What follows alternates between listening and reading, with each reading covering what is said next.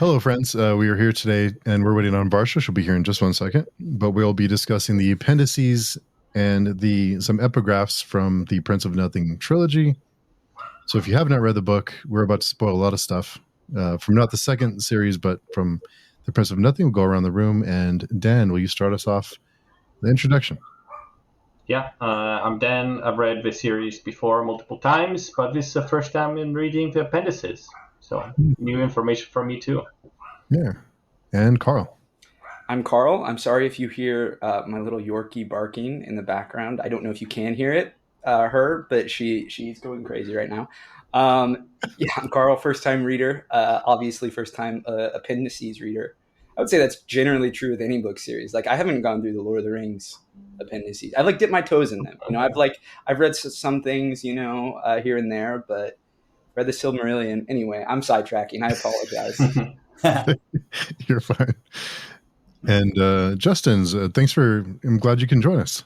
Yeah, hey, I'm super glad to be here. I'm Justin, and I'm a first-time reader, though I did turn right around and reread The Thousandfold Thought after I read it. So I guess technically I'm a second-time reader. But yeah, and then I didn't read the appendices until the second time through. So yeah, really excited to get into it a little bit. I feel like there's a lot in here. So yeah. Nice. And just before we get started, I guess I should mention that if you'd like to join any of these, you can find us on patreon.com, join our forums, and come and say hello. And we promise we'll be nice sometimes, not all the time. So I guess little bullying here and there, it's all in good fun, so it's okay. Yeah. We mean well. Exactly. Yeah. But so Dan, obviously, without spoiling the second apocalypse, what did you learn you've read the series before? What did you learn from the appendices that you did not know before? I think I learned some stuff that maybe you can learn from the second series, but I forgot about the apocalypse and some of the other schools of magic. There is some stuff there, and also like the deity stuff, like the religion stuff. I feel like there's a lot here that's not in the actual text on how people view the gods and what they do. So, quite interesting. Are we just going to jump? Like, I don't know how, and we're talking about the appendices. I figure we probably should just go like spoilers for the appendices, like through the end of the Thousandfold Thought. Yeah. I thought we would just go like A and do the A's and then B's and C's. Okay. Yeah. Go in order, sort of. This was crazy. I mean, there are certain things I feel like it like adds color to that I didn't feel like you really needed in the books. Like stuff like, Appendices gets a big sort of biography. Like it's almost a page long, which I thought was really interesting. We learn a little more about. It just gives a lot of context around a lot of the quotes, you read and when people are talking about, which I thought was really cool, but isn't necessary per se. And then the apocalypse, which is like 3 pages long, is just insane. It's like, it has some stuff you can kind of piece together, but like I now understand the timeline of it way better than I did before. How all the, like, I think the major players, I sort of understood their relations, particularly like the Onasuring Boars and, Seswatha, obviously, and the No God. And, but it definitely like, I remember one of the things that drove me nuts in the Thousandfold Thought towards the end. And I love the book and I love the trilogy overall, but just like a little small thing that like, I was like, why do we not know what's going, like, is this meant to be a mystery? Was one of the last flashbacks to Seswatha's memories in Golgo Tarath when they were like sneaking about him and now Coyote. And now Coyote was like, we have to find her. Like, what's going on? Like, what? And Seswatha's like, she was never here. We weren't gonna blah blah blah. And I was like, who is her? Who are you talking about? What is going on here? Like, you've never named anyone. I don't know what's going on. This seems like a really big deal, but I don't know what's happening. And then we find out. I mean, off the top of my head, I don't even remember her name. Especially, a her at this point, like this book that's so deeply male, like, and all of a sudden you're like, what? There's a female character in this, like in this timeline, like, I was kind of panicking the first time. I was like, what am I missing? What happened? Exactly. in the Apocalypse, they don't like. I think the extent that we get of anything related to like women in the Apocalypse is like the brief mention of Kelmomas's favorite concubine, who maybe is named, because if we get like the passing mention that maybe now Kayudi is Seswathis' kid. And then the whole idea of like the non-men and the womb plague, and that all their women died off, and so they can't have any more kids. But otherwise, yeah, it's like it's very male. And I mean, again, this is another concubine situation. But again, like this is a significant thing. Like now Kayudi went in there thinking they were going to go rescue what seems like the love of his life.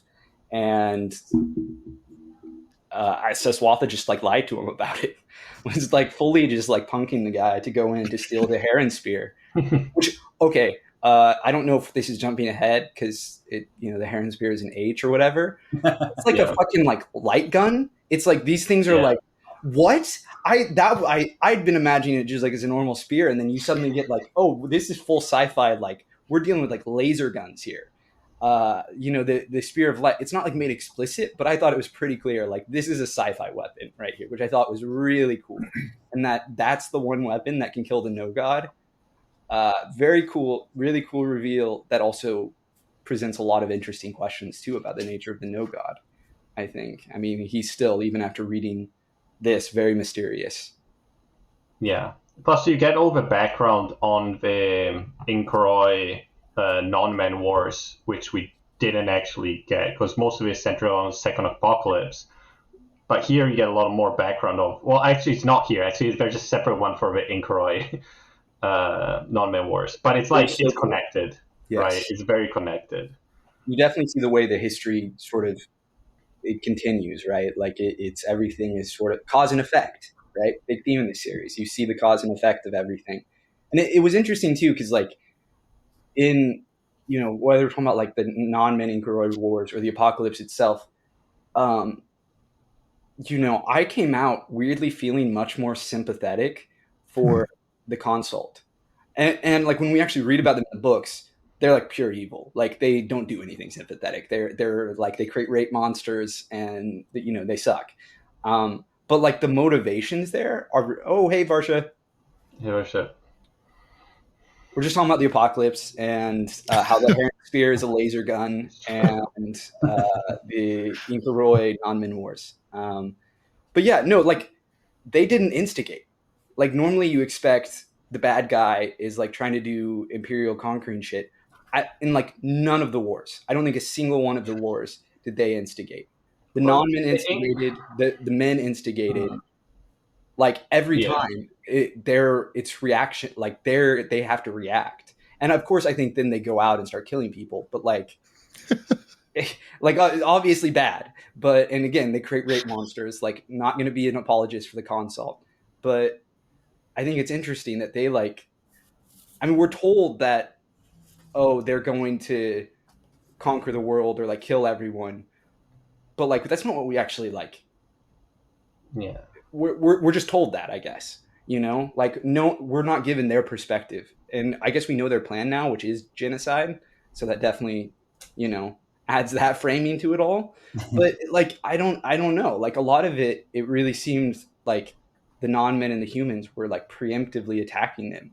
And I think that really complicates the morality in a way I maybe should have expected with how, morally nuanced and complex, often in a fucked up way, this series is.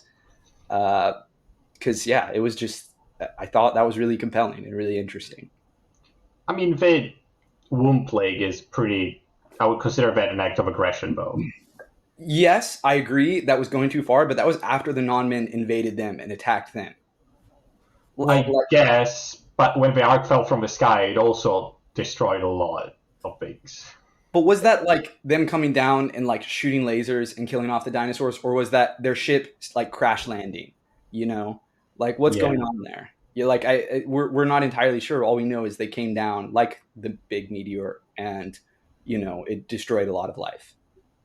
Yes. Well, I feel like the book is intentionally vague there too, because it says like the first envoy that was sent to go check out the crashed ark. It says specifically like that nobody really knows what happened there. But then one of the non-men returned with a couple of members of the consult, and so it's like we don't know how that first meeting went. Right. Maybe really badly on both the ends. I don't know. True. Yeah. No, I mean, yeah, the console could have just killed them. Who knows? But it is vague. It wasn't the consult at that time, though, right? The consult came after. Right. It was just Inquiry. Yeah. And the consult was, right, it was just a guy. It was started by a guy that wanted to live forever, right? Or like it found sort of like a way to live forever, like a wizard. No, he wasn't a wizard because he was part of a Monastic Gnostic school. Yeah, the school. Yeah. Was it the Machinations? Is that? That's the non-man king. I forget. Was it the non? Was it one of the non-men, or was it a human who started the console? It was a human that started the console. But there is Mimim Karatrig. Yeah. Mimim Karatrig is a member of the console, though. He's a non-man who went mad and joined them.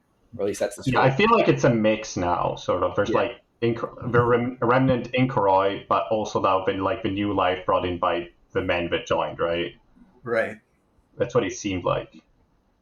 Definitely. But yeah, he was trying to, I guess he was sort of defying the gods with what he was trying to do, so that's why he was sort of exiled. But, we also don't know what happened when he went in there, I guess, because he went in there for a while. Right. Before coming out again. So. Confirmation, too, I mean, kind of talking about, going in the Ark of the Skies and everything, that, like, the old science is a science. It's not magic. Like, they say that very explicitly in the Appendices. That was interesting. Again, laser guns. I'll never get over that.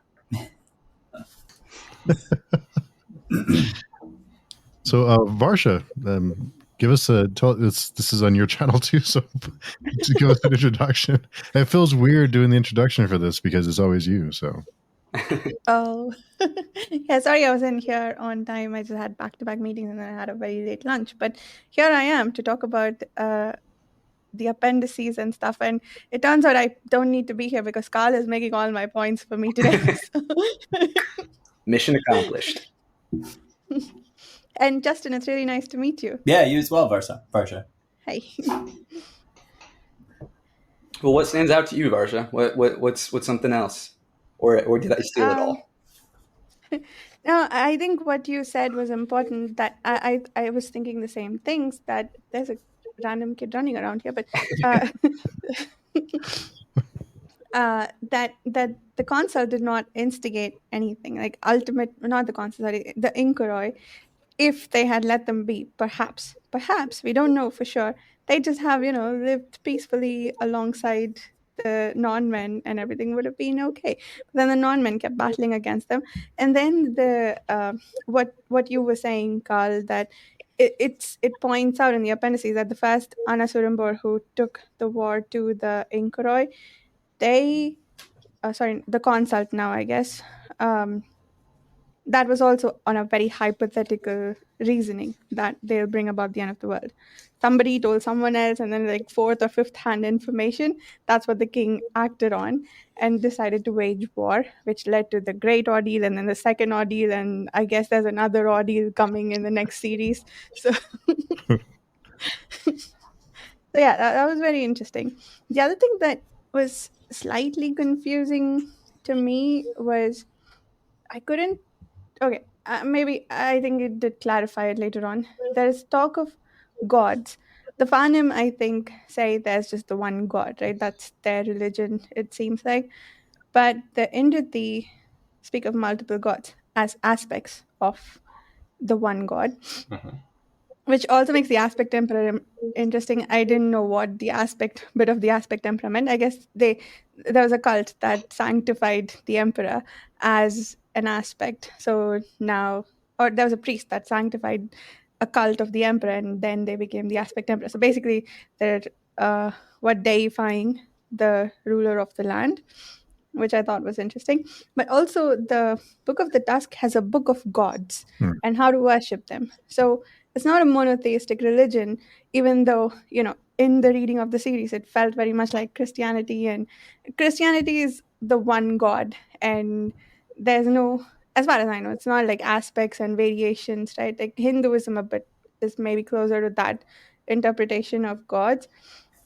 So it was very interesting because the assumptions that you make as you read through them, because of their how close they are to real life things, to have them toned down in the appendix of all places. Come on, but yeah, it was toned I, down. it definitely. I also had the thought of Hinduism as sort of having that resemblance of like the many aspects of God. I'm blanking. I mean, you can speak to it, Varsha. What's the name of like the God who has the many?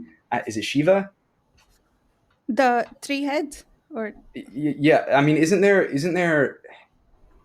one of the gods who's like there are a bunch of gods who are supposed to be the aspect of him that are like oh, different. Vishnu. Vishnu. Thank you. Vishnu. He keeps taking avatars and Yes, like that's it. different gods, Yes. like Krishna is Vishnu. Yeah. Yes. Yeah. Okay. And then there is sort of a similar thing in Christian theology, although of course, depending on the sect, it varies on what like people actually believe. But like the idea of the Holy Trinity is sort of the idea of like three aspects of God: Father, Son, Holy Spirit. But it's definitely not the same as like a full like classic pantheon of gods that are also all just like representatives of this larger universal overspirit, which of Kellis apparently believes in, which I'm still not over. Does he believe it, or is he just using the information from the text? No, I think it's pretty explicit at the end of the Thousandfold Thought that he legitimately believes, because that's why Moingus thinks he's crazy. It's like he's hearing these voices and thinks like, no, this shit is real, and like I am a prophet. I mean, that's how I read it, at least. So that was one other thing about the gods that I'm blanking on. You said something about Kellis that triggered a thought. But while I'm trying to remember that, the outside, apparently there are all these gods live in the outside, and you're trying to religion and worship is a way to make them happy, and so that you can have a good afterlife. So I guess the afterlife is in the outside, or at least that's what people believe. And the prophet Indriti Sejanis, that's his name, right? Yes. Yeah. He ascended to the nail of heaven. So is that just an ascension thing, or is that where you generally go when you die? It seems like a special case because that's an aspect of ascension, right? I assumed it was the same as, our religion, sort of like he was the only one that sort of ascended without dying, I guess, to the outside. So I assumed it was a parallel to that, right? Like to Jesus' ascension. I think so too. I mean, I'm still a little unclear on how the heaven of it all, or heavens of it all, works. Like there's reference to a thing, I can't remember the name, but like a Valhalla equivalent, which I think we actually hear about in the books briefly, that like the warriors believe that like if they die in battle, they're gonna like be exalted in the afterlife. But it's unclear exactly, I think, what that looked like, because like Valhalla has a very specific mythology, right? It's like it's all these warriors that are like training with the Valkyries. They're brought there by the Valkyries, and they're training to prepare for Ragnarok, and they're fighting every day, and like it's this glorious existence. And I'm unclear exactly what, like, is it just like a more toned down version of that? Not everyone's a warrior, so like, is there must be some sort of heaven equivalent for ordinary people, otherwise everyone would be a warrior. Yeah. To me, it feels like each god has their own sort of domain in the outside, and you're just securing spot in the domain of the god that you're trying to please. Because it says so. There's like each different one is like there's different types of gods, and you're just trying to ingratiate yourself to them. So they, I guess, secure a spot for you, or protect you, or keep you there with them, something like that, right? And it is interesting also that there's like the gods that if you are devoted to them, they give you, I don't know, gifts, or they help you in life or in the afterlife. And there's also the gods, which is sort of, you're not trying to ingratiate yourself to them, you're sort of just trying to avoid them, or make sure they don't get too mad, like the punishment gods or the strive gods, something like that. That they admire people that go against them, like the god of disease, for example. I love that. Also the god of doctors, right? Very interesting. Yeah. But it also says that there's a note on the ancestor scroll, and it says that the Enrithi also sort of venerate the dead ancestors too, like their own pantheon of family god, which is very Eastern Asian sort of, I guess, which I didn't know because it's only mentioned here. I don't think it's mentioned anywhere else. It's like I think in the like, you know, the like concentric spheres of like influence or whatever that the outside is described as, like that's one of the ways that they can demonstrate piety, I guess, is through like venerating their ancestors. So that's a way you secure your spot in heaven, you know. Or maybe it's like, maybe it's like Christian, that like they can intercede for you. So if like these gods, these ancestors, you know, you assume, they're in this hole of war or whatever. Then by venerating them, they put in a good word for you with the god of that domain. They call up HR and say, he's cool. Yeah. We can hire him. This guy's with me. It's fine. Maybe. So on further on the subject of gods, the absolute spirit again. Well, the Dunian absolute spirit or absolute soul, it's not explicitly saying anything, but I'm wondering if the absolute spirit that the Dunian are trying to attain is the same as the absolute spirit of the gods. Did you guys already talk about that? Sorry, am I restarting a topic that you've covered? Okay. So there's that, whether those two are the same. And then the second thing that I thought was incredibly interesting about the Dunian thing was there is this, I guess, Hinduism, Buddhism, and maybe a few other religions whose names I'm blanking on. They have this notion that, you know, you keep taking new lives. When you die, you are born again, and you keep doing that until you attain enlightenment or nirvana. And that's when you stop this cycle of life. And the Dunian thing to attain the absolute spirit seems very similar, except it's by breeding, and it's not one soul that's continuing on. It's like it's a very physical notion, whereas the other one is a very spiritual notion. So it's an interesting transcription of a real world spiritual aspect into a physical, hey, like we'll do it through genetics. Speaking to that, I think that's the crux of the conflict between Kellis and Moingus at the end there, of like going back to the thousandfold thought, is because my understanding of the Dunyan is they're like hardcore like rationalists, logicalists, materialists, you know, who believe like you have to be able to like scientifically prove something, you know, like you can't believe in souls because you can't scientifically prove a soul is real or not, maybe. Or, you know, before magic they didn't believe in, right? You know, superstitions is probably what they'd call a lot of this stuff. And then Kellis starts to believe in stuff like the gods that like are much harder to prove, right? Because they're in the outside, they're beyond this mortal coil, you could say. And that's what made Kellis, you know, quote unquote mad, and have, you know, I mean, he has the weird halo hands things, which we still don't understand. I'm very curious to see how that plays out.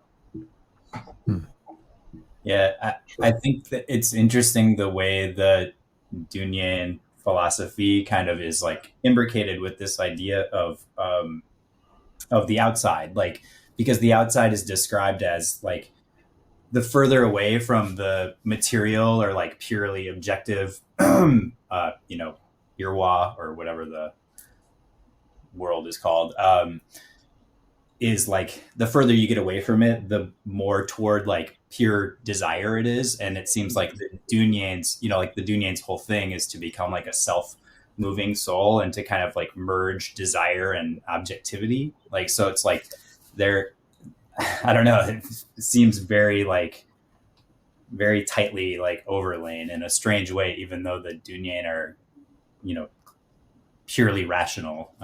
Right. Seems like And everything is restricted to the realm of reality, right? Everything like the causes and effects of everything is all within the world, not in the outside specifically, right? And it's not something they can exploit or they can break down and use their advantage. So Yeah.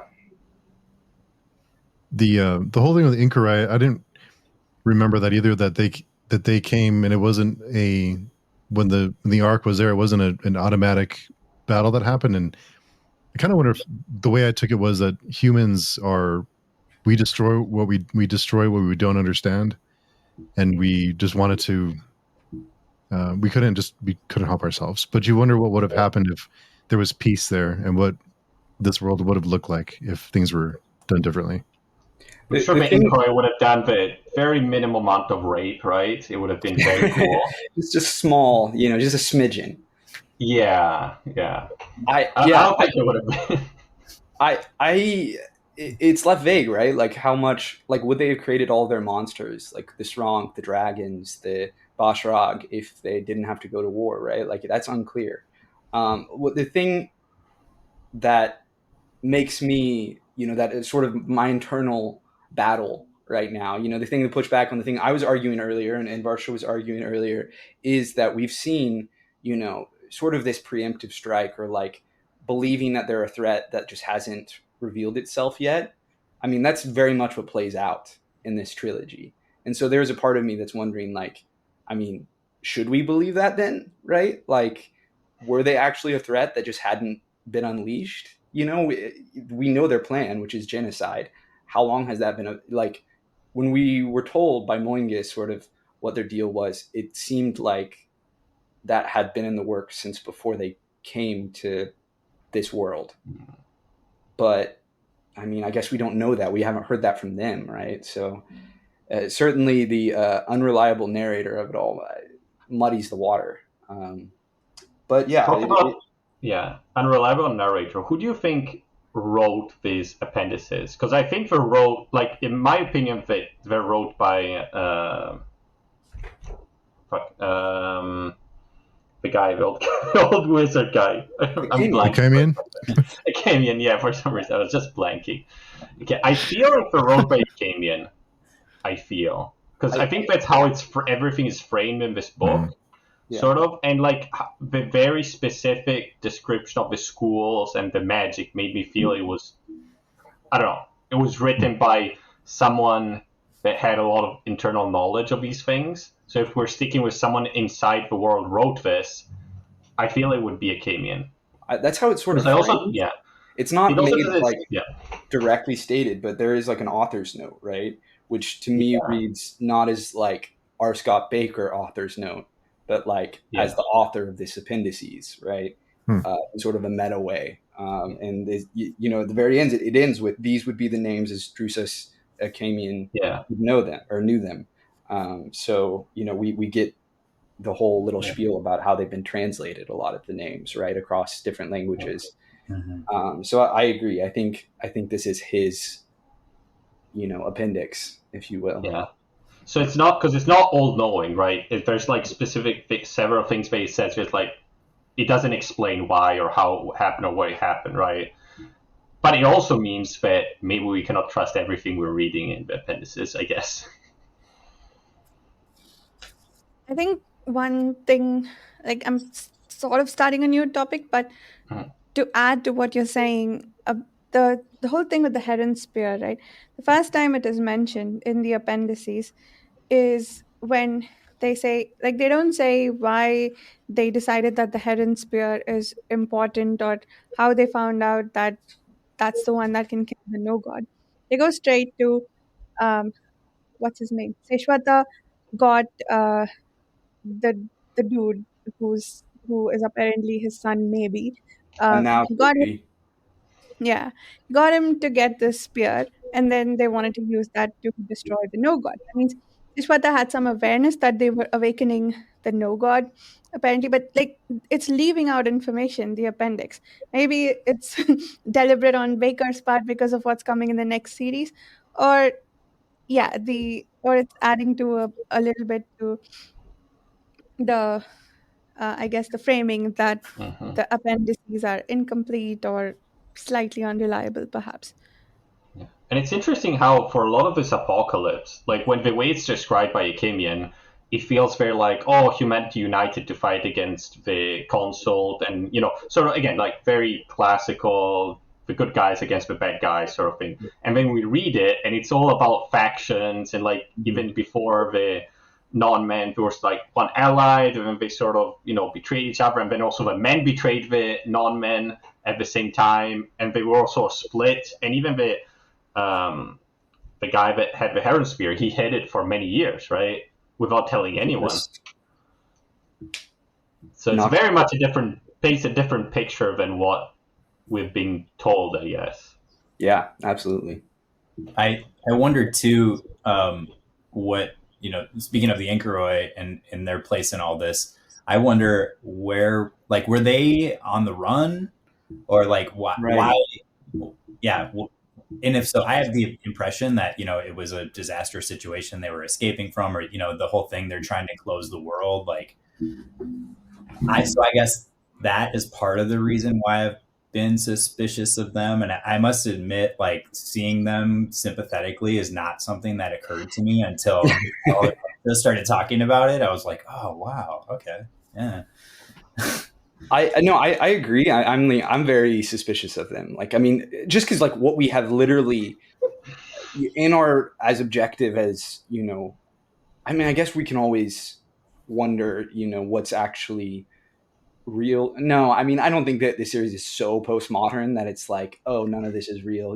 Like I think what like when we're in characters' heads, I think we're getting an accurate portrayal of what's going on in their heads, and we've been in the heads of like the old name, I think, I forget what his name is, but one of the top dudes in the console, the general, yeah, who's in the Synthes, and Aurang?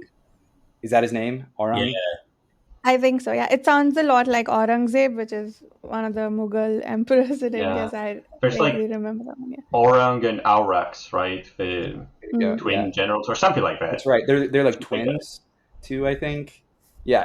Anyway, he's evil. Like, I mean, if you can define someone as just flatly evil, like he's evil. Like his what he's doing, it's not complex. He's bad. So it definitely makes you be like, okay, like these are not good people, but you then have the weird, again, the weird blurred line here of like, well, if they weren't the aggressors, like what, where do we blame them, right? Are they refugees? My kind of gut instinct is that they probably did, they kind of destroyed their own world and maybe had to flee.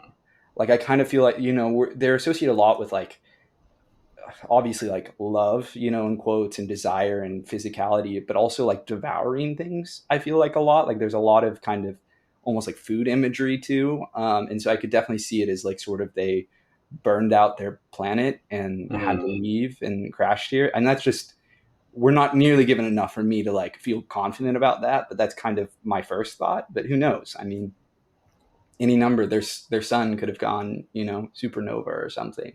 Yeah. Like, who knows? Certainly they seem to be refugees of some sort, but exactly what they're fleeing from, and what their part in that is unclear at this point. My like suspicion is that they've got beef with like somebody from the outside, like maybe a god or something, right? Who was, not pleased with their like carnal infatuation and their devouring of everything. And I don't know. Yeah.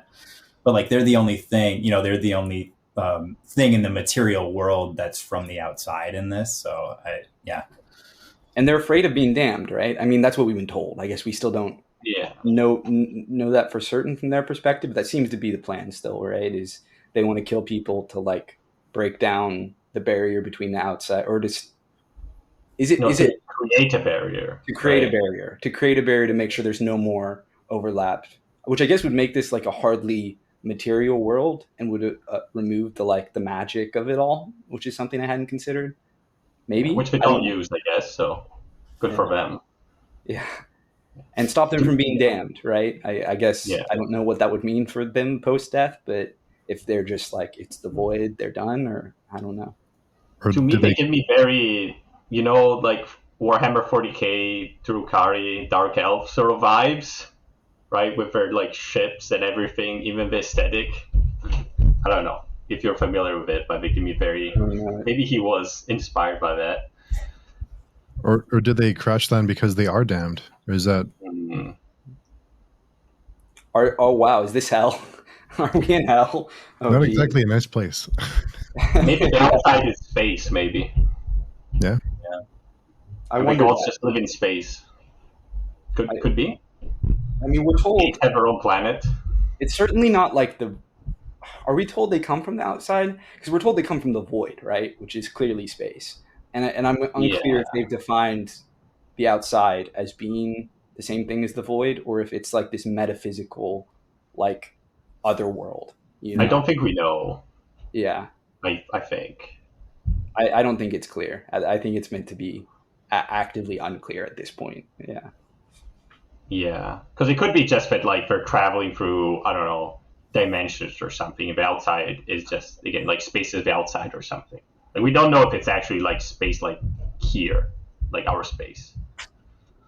It is interesting that like the inclusion of this sci-fi element, I guess you could say, definitely makes it. I mean, this combination of like magic is very real. Like it seems to have some sort of rules, but like it's not. There is a spiritual aspect, right? There's this like supernatural aspect, and then you have this very like. I mean, it's not real science, right? But like, the techne and everything and all their like alien biomechanical, biological machinations. And that it does make it really unclear, right? Where does the material world end and like everything else begin? Like the outside, is that like a material reality, or is it beyond what we would maybe like commonly know or be able to perceive ourselves, like in our world, right? I mean, these are like real questions people have, right? And I think it's interesting because it makes you like question everything, right? Like, how does magic work? Like, is magic just a science itself in this universe, or is it like beyond that in a sense? Does it like clearly their rules, their laws of physics are like at least slightly different because again, people are performing magic, like doing spells, but I don't know. It adds, it makes everything so much more, I'm curious if this is all just like a sci-fi story hidden in the guise of like a fantasy story, or if this is like actively, sort of doing like a reverse of what, I'll limit this, but like there are certain famous sci-fi stories that seem like fantasy stories, but are really just sci-fi. Like Book of the New Sun is one of them, I think, as opposed to Dune, which I think is actually a fantasy story. But anyway, I mean, soft sci-fi is basically fantasy. In my mind, there's no difference between soft sci-fi and fantasy. It's literally using the same. Yeah, the genre boundaries, right? It's all made up ultimately. Yeah, but I guess sci-fi, I think it's very distinct because it's grounded in science, right? But this is not. I agree. Anyway, rewinding to what I was like trying to get at was like, I'm curious to see if there is like sort of supposed to be this underlying logic to everything, or if there is this metaphysical, supernatural element, and there's this clashing reality between the two. Yeah. And I don't know if we'll get into that next 4 books. I mean, I imagine to some level it'll be addressed, but we'll see how much. Well, to think more about that, what you should think also, I feel, is the fact that it's mentioned several times. There's more discussion on nullifying magic. There's on Vicore, like there was actually a school which made Vicore, like a school of magic or whatever it is, which studied nullifying magic. And also I was going here at the passage that talk about Atrifau, or whatever you pronounce it, which says it's built upon anarchane ground. So it's ground where sorcery doesn't work. And I feel like that there must be something there. Like, is it something like maybe there's a meteorite that fell down and for some reason that something coming from the void is not affected by sorcery. I don't know. Like there must be something there with the tears, because the fact that the tears transform them into salt. I don't know. Like I feel there must be something in the logic which explains something with that. It is Very when specific. when we're told that they turn into salt when they're touched by the chloride. Are we meant to read that very literally, as they literally turn into like the material, the element, or not the element, the chemical salt, or is that like they just seem like salt? Or something like dust or something like right, that. exactly. Okay. I'm unclear if we're meant to be like they're like if you tasted them, they taste like salt. I assume based on there was a short passage at the end of the Thousandfold Thought where there's a kid who goes through the ruined battlefield and he's like chipping off a part of a Scarlet Spires guy and like trying to collect them, and it says something about the collecting the salt that would become his fortune, and he's the kid who's approached by Aurang or whatever, and it's this very brief interlude, but it would lead me to believe that they turn into something quite valuable and maybe unique. Well, salt was. Yeah, salt was, right? Like back in the day. I guess, yeah. It very much could be that they're literally. I mean, that's interesting. I remember that scene. I'd totally forgotten about that. Yeah. So I mean, maybe maybe that does lead me to believe that they literally turn into salt. Which part of the reason I ask is, I mean, one, I'm just curious, like just as a general like fact, but two, salt is like commonly associated with kind of anti-magical, anti-otherworld. Like Western lore has a lot of like, if you want to ward off fairies, like use iron or salt, right? Like ghosts, evil spirits, like you see in horror movies all the time, right? You probably can all like think of like the common imagery of like the salt circle, right? To ward off evil spirits. And so like I'm curious if that's what kind of Bakker's playing off of, is sort of this like salt as this like anti-magic like symbol, if nothing more, if not more literal than that, just like a symbol of that. Yeah, it's also a symbol of like salting the earth or completely destroying something, right? Yeah, right, stopping growth. Yeah, I don't know, it's just the whole anti-magic thing is very unique for me in the way it's built, and I don't know, I'm so wondering how it actually fits into everything else, right? Yeah. I don't know. Is this something that this series was also based on a tabletop game, right? A role playing game. Is the So anti magic thing? I don't think so. No, I feel it. I thought it was. I thought it was based on a D&D, right? I think it was a D&D campaign. Is that this was D&D too? Mm-hmm. Oh wow! I just thought it was the heavily modified. Yeah, but it could have been a system like, because what was it? The other big series that Carl mentions a lot of times, Malazan, right? Yeah, Malazan is a very curse, I want to say. Yeah. Right? Well, but it started as AD&D, and you can see that in the races. They map onto D&D races. They have their own unique take on them, but like, this is not a spoiler. The 3 Teast races are clearly the 3 main elf races in D&D, and just like twisted slightly. Yeah. And it very clearly maps on in a way that like I feel like this doesn't. I mean, we have elves. I guess I talked about orcs, right? The stronger orcs. There is like more fucked up version of orcs, but yeah, I don't know. Very customized though. It must have been very difficult because the whole magic system would not fit. Like a lot of things would not fit, right? Right. That's the other thing, is Malazan's magic system very much does kind of fit with both GURPS and D&D, and like the whole. I'm not even going to get into that, but this one definitely does not. Right. So that's interesting. I don't know if it's the story or just the character. I seem to recall someone mentioned that Kellis was a character. I think it was Kellis that Bakker played in their game or something like that. Anyway, the reason I brought it up was because I was wondering if the whole anti-magic thing is a D&D characteristic, because Malazan has an anti-magic thing that's done differently, but it's there, and I've only read the 2 books that are supposedly based on D&D, and I don't play, so I don't know. At least in 5th edition, I can't think. I mean, I'm sure there definitely are things that like weaken it. It's kind of a common trope. I mean, you see in, I think it's like just like a common. the way I'd read it, and I don't know if this is based off of the D&D. Like, I guess it is kind of a gaming thing, but I don't know if it's like intentionally pulling something from D&D. But like if you have this immense power, this magic, right? You need something to counterbalance that. Otherwise, sorcerers will rule everything, right? You just can't beat them.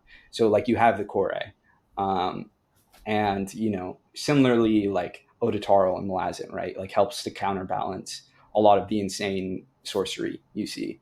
And I guess that is kind of a gaming thing. I also just assumed it was like a logic, like dramatic thing. Like you don't want to have this giant, I hate the term plot hole because it's so often misused, but like, this like question of like, why is it that sorcerers aren't ruling everything? But maybe it is pulled from, I don't know. And an additional thing that it has in common, I suppose, is that the lack of magic is from a source of magic. Like without spoiling anything for the Malazan readers, but this is like the Korai is created by sorcerers, Right. which is very, very interesting. But yeah, to your point about science versus magic, Carl, there was this one, yeah, the definition for sorcery in the appendix. It said that sorcery language typically is shaped by the world, but sorcery tries to shape the world with language, Yeah. which I thought was very interesting. So yeah, I don't know, maybe if language and what you can do with it is falling within the purview uh, of science. But then there's this other thing, the definition for the mark, which it says, sure, like there's the whole damnation and abomination thing, ways to look at the mark, but the thing that seemed very sensible to me is it's like if you've written something and then you've rewritten it and you can see the changes that were made. That's what the mark is, or that's a theory of what the mark is, which makes sense. Like sorcery is basically rewriting reality as it would have been. So it seems to be a power outside of the world, which I guess, yeah, one way to look at it is magic, but the other way is, yeah, you could, in theory, they have a whole metaphysics and definitions and how to make things work of the sorcery. So if you understand the origins, it's science, right? Yeah, I think that like Bakker in this series, I love the way that he's like magic is so concerned with meaning and semiotics, like, and the whole concept of being able to see the mark as seeing like the what's the word, like like a palimpsest, like over reality, right? Like they're rewriting it, and they use this like they use these dead languages, right, in order to like be able to get at the like cradleistic meaning, like as if there's a true like a true meaning of a word that is like directly related to like materiality itself, and then the later bastardizations of language get further and further from that, like this Right. The signifier gets further from the signified as language gets further and further away from the like quote objective truth of like maybe the non-men tongues or whatever. But I think that stuff's really fascinating. Like I think the magic system is so cool, the way it's trying to deal with like the idea of meaning and how it's made, how that has absolutely. I that was another thing that I just like, dude, hats off to this guy. Like it's that it's so clever and so interesting and thematically rich. I mean, the idea of sorcery and philosophy being like two sides of the same coin, I thought was just like so cool. That it's almost this like Taoist idea, right? Of this like binary that interplays with each other, right? And I just thought it was so interesting. Yeah, I guess I don't know. Does anyone else have to say anything more about this? I was wondering if I could mention a couple of things before I have to leave in like 15 minutes, I guess, which I thought were quite interesting. I thought was very interesting the description that the way the mandate sorcerers are initiated is with Seswata's mummified heart, which I don't think we knew before. And it was like, Yeah. does it have some weird things some weird sorceries or things they put inside, or like they preserved his memories or something, or did Siswada do it himself? Well, we don't know how. Actually, we don't know how they got that, but I thought that was pretty cool. Super cool. And then there's also a quick note on a random battle, which says it's the first battle of that Proyas fought and won, I think.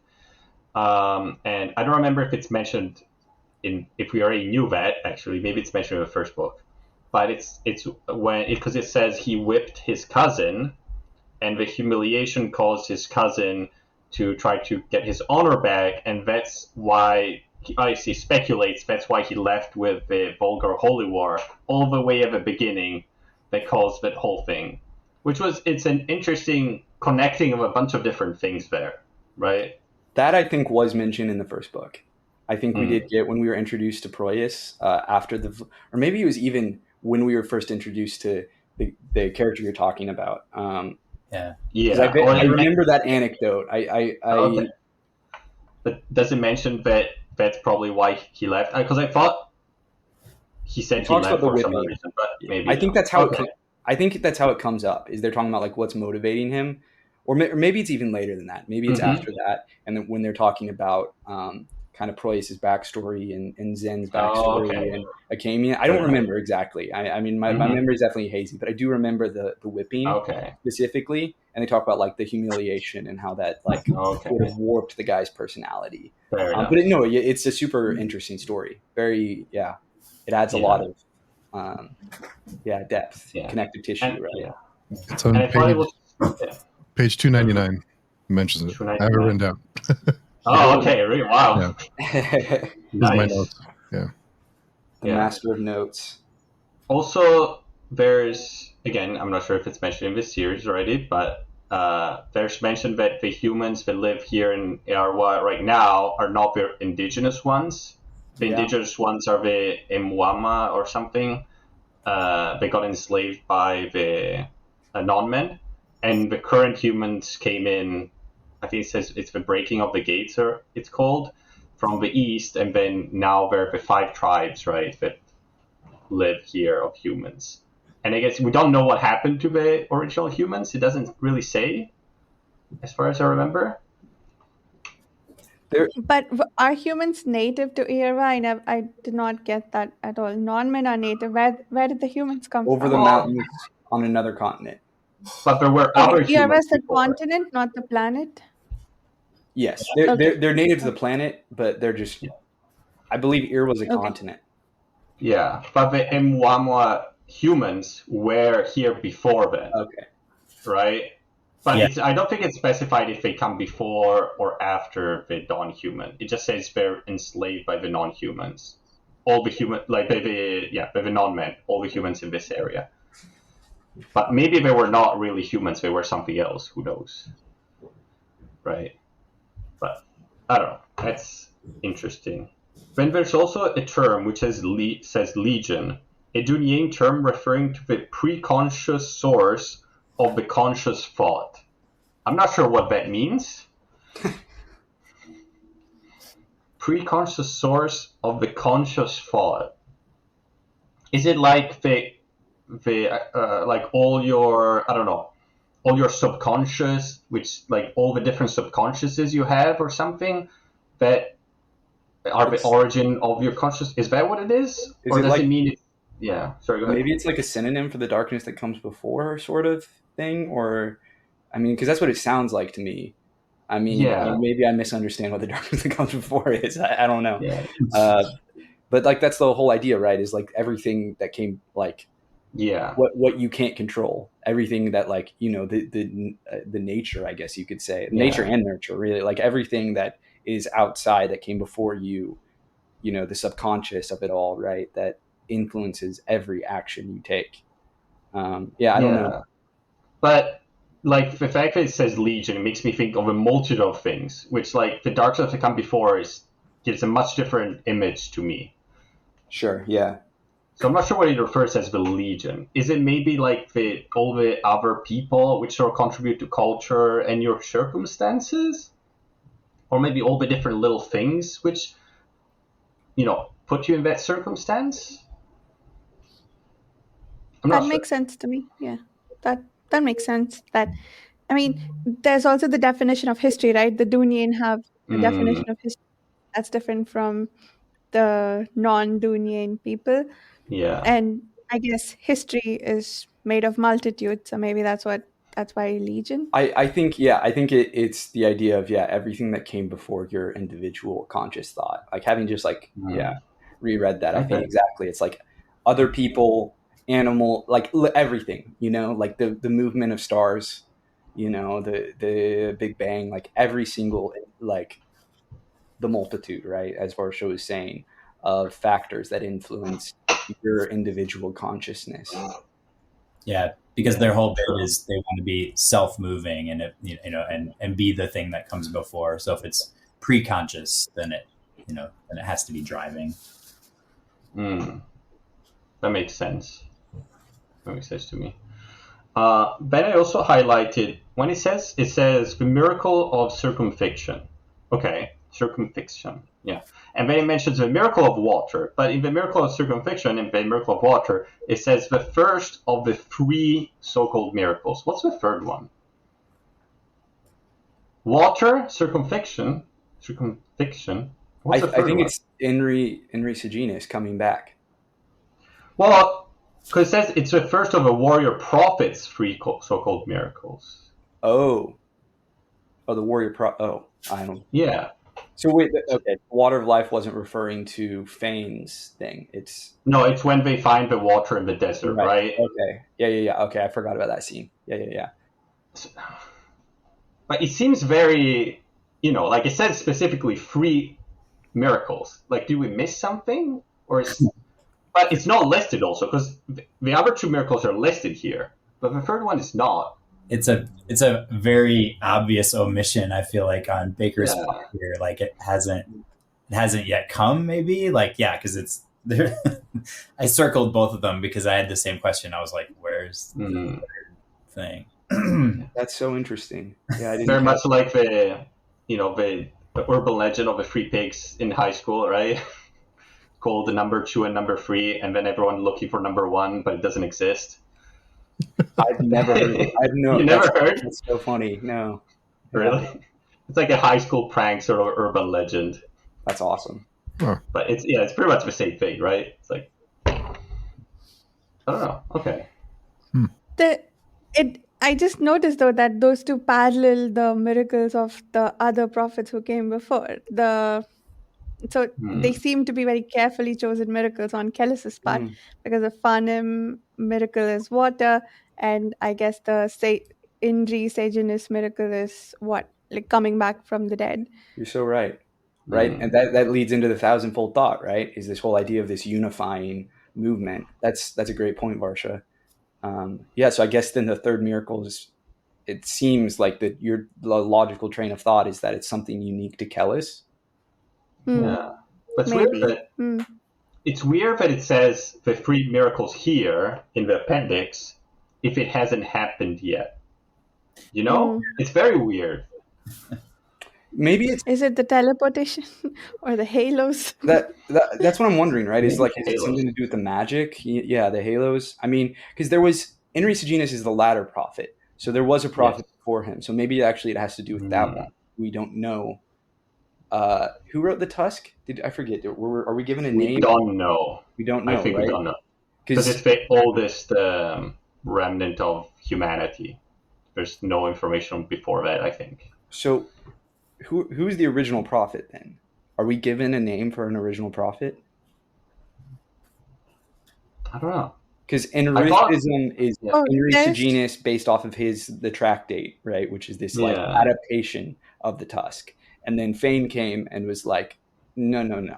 Like, that's not the complete picture. Here's the complete picture. The Tusk is wrong. So, there must be someone, right? Like, again, we have the latter prophet and then the even later prophet, right? Who is also called false prophet, right? Like, The old prophet, Angastyle, whose name is, whose wife was Esmenet. By the way, is that why is that the reason why he's married to Esmenet now? Because he wanted. Oh Maybe. my I didn't catch that he was a prophet when Yeah. we read that in the book. Yeah, I But think there's a couple, apparently, right? Like a couple minor yeah. prophets, sort of. I think they're vaguely mentioned in some places. So this guy is apparently the most famed old prophet of the Tusk. And he's Most the famed. equivalent of Abraham, I feel, because there's also another thing which I went to. There's another appendix note about Mount Kinshurea, where it says that he sacrificed his youngest son to the god, which is the same as Abraham sacrificing Isaac. But here it doesn't stop him. He actually sacrifices him. Exactly. There's all those interesting, like the slightly, you know, it's like taking the Christian mythology or the Judeo-Christian mythology and like turning it, you know, like 25 degrees, you know, and it's like always a little darker too. You know, it's like, okay, so Abraham wasn't stopped. He actually like murdered his son. And all, you know, there are other stories like that. I think it's so interesting. It's very... And and apparently also the entry for Angisrael, also known as the burnt prophet for bowing his face into his fire after confronting some dude. Did Kellis put his face into a fire at any point? I don't know. But that also does parallel the God talking through the fire in the Old Testament sort of thing. Is this in the A's? Is he Ange Shane? Yeah. Oh, by the way, sorry. I just found a note going back to what we were saying like at the beginning, because we are discussing that maybe these notes are not really completely true, right? Because in one of the notes it says that about the Grand Master of the Scarlet Spires, in the notes it said he was assassinated by the Caesarium for reasons unknown, the predecessor to Elizarus, right? But wasn't he assassinated by the consult? No. I thought he was killed by the consult. No? The Kisharim did him because they were convinced that the consult were a construct of the Scarlet Spires, I think. But why because the Caesarium found the consult? Yes, and they remember it's the parallel again, talking about those like dualities. This Sharam did exactly what the Scarlet Spires then did. When they found out about the Skin Spies, they thought it was the Scarlet Spires, and so they went and assassinated the Scarlet Spires. I thought some of it had been orchestrated by the consult to destroy the... Maybe not. Okay. I think we are led to believe that, and I definitely speculated that at some point, but my understanding is it was just humans being stupid. And on both sides, like they were like, no, the consult isn't real. Like they're long gone. It's the enemy we know, right? Versus this unknown. You know, on that tip too, I was thinking about this the other day, and I was like, okay, so I remember the description of the assassination of Sashioka, because I think Eleazarus recalls it at some point, and there's a kind of teleportation magic that happens when they take out Sashioka. Right? Like, I think that he says, like, they're there in his, like, private chamber where nobody's been able to be. Then all of a sudden, there was, like, Kisharim were there. They killed Sashioka, and then they were gone. That's interesting. Yeah. I missed that. I didn't think they could do that. Well, I didn't think so either. It was in book 2 or something, I think, so I'm not totally sure, but that's how I remember it anyway. I think they... I don't know how they got in, but I'm pretty sure they die there. Like, I think they get killed. I think they were, like, suicide assassins. Okay. But I also may be misremembering. I don't know. Yeah, it's been a while. Okay. In my mind, I thought they were skin spies. Maybe dressed like Caesarium or something, but I just thought they were for some reason. Yeah, that's what I thought for a long time, but I'm pretty sure that they are fully, like... Okay. At least that's what Moingus says. Like, Moingus is pretty explicit about it. The Sisharim ignored him and went and, assassinated whatever the guy's name is, the leader. Okay. I thought that happened after. That's why maybe my timeline is a bit flipped around. A lot of things to remember. Yeah.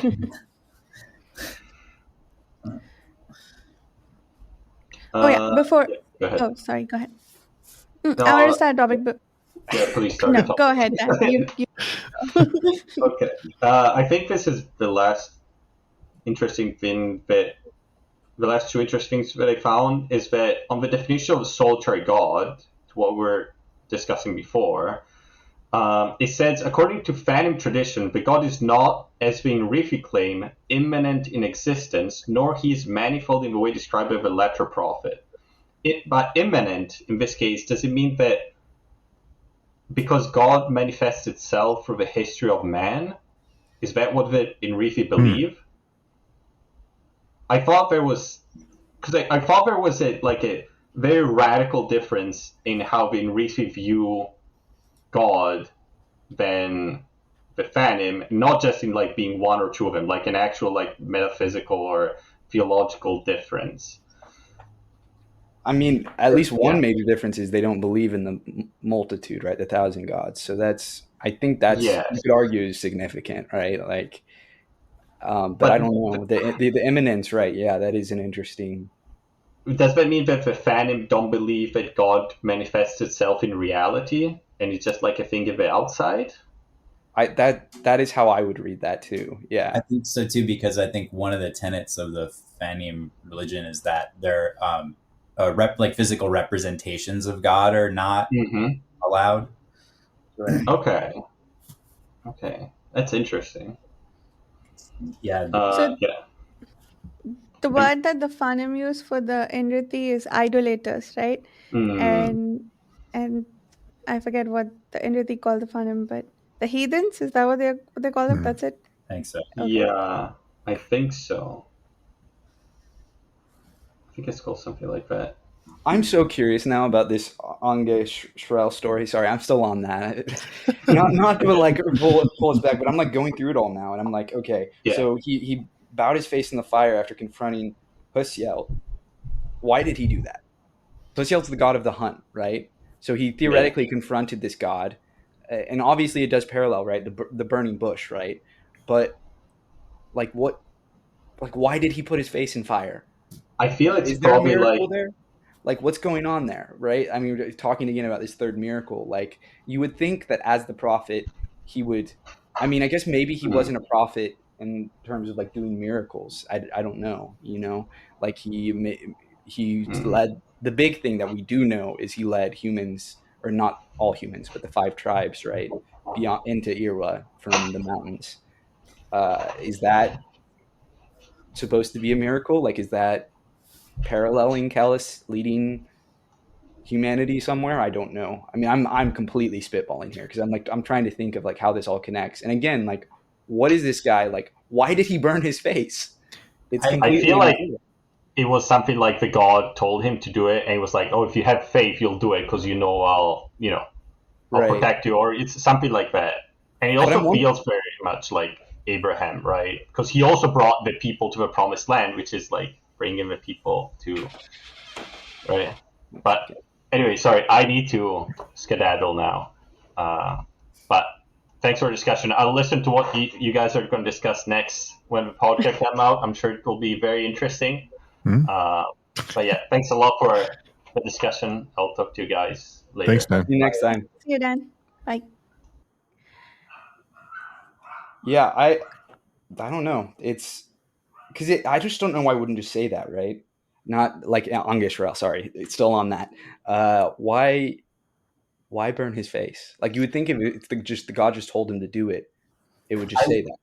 I seem to remember something like there's during like the Holy War encampment early on, where somebody tells a story about Angeshrael about how because I think when you encountered the god, the idea was you just immediately bow, and he happened to be, so it was like a demonstration of his faith that he happened to be right in front of a fire, and he just like hit the deck and like bowed his face in the fire. Oh, okay. I think. Didn't people do that for Kellis and the Warrior Prophet? I remember somebody put their face in the fire as like a sacrifice, or am I misremembering that? When Kellis started to get a kind of a following and people started to call him the Warrior Prophet, and if he had told somebody or somebody did it, I would just look through my notes, but I remember something about That sounds somebody putting their face in the fire. I might be wrong. I mean, that would be Kellis's MO. So Yeah, probably just not remembering it might be right. That definitely sounds like a thing that would happen. Yeah.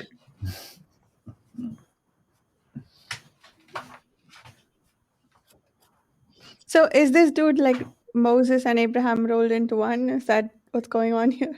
He led his people out, and am I remembering my Christian lore correctly? Yeah, I mean, yeah, it does kind of seem like that. There isn't otherwise a Moses equivalent. They don't talk about Shigek, someone coming out of Shigek and leading. I don't know. Yeah. this series makes me wish I were more familiar with the Bible.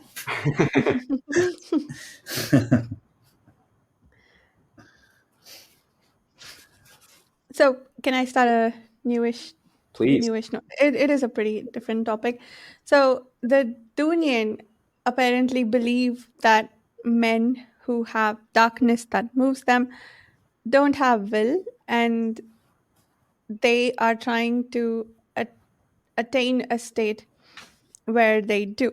So, I mean, I've heard arguments that this series claims that we do not have free will, whatever, like that. Baker is basically saying that people don't have free will. That's probably what many people read this as. But one, it is the Dunian's belief that people don't have will, and that may or may not be true. I think there are many reasons to disbelieve that, right? With sorcery and prophecy and so on, and the gods, the existence of the gods, which apparently the Dunian completely discount. And the other thing is that the Dunian apparently clearly believe that they do have free will that they can exercise, or they Right. want to get to a point that they exercise. So yeah, I just thought that that was interesting, both as what you can read into a series based on what it's telling you, but also it makes sense that the Dunian at least have to have free will, even if the rest of the people don't. Like, if it's either that this is what the Dunian believe, it may or may not be true, or this is true and the Dunian are right, but the Dunian at least are able to exercise will to some extent. It I seems like. I think it also depends on how you're defining free will and also the nature of prophecy in this series.